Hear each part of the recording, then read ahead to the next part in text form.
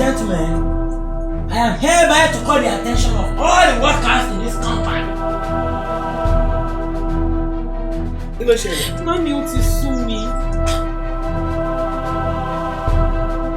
Mi lè kọ́ mi láti mi lówó. O fẹ́ dì mí lẹ́sẹ̀ mọ́. Lọ́wọ́ bẹ́ẹ̀ bá yóò bàtà. Torí tí wàá máa ṣọwọ́ ẹ o ní fi ṣe ìpàdé mọ́. No, my master just take one. Action!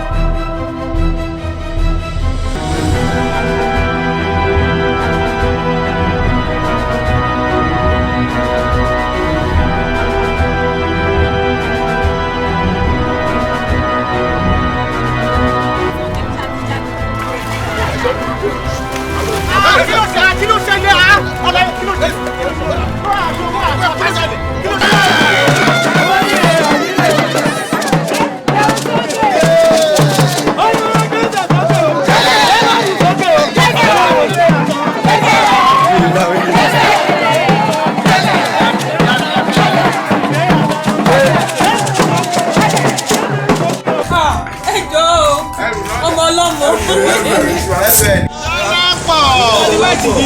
Dárí wáìtì dìde ńlẹ̀ dìde.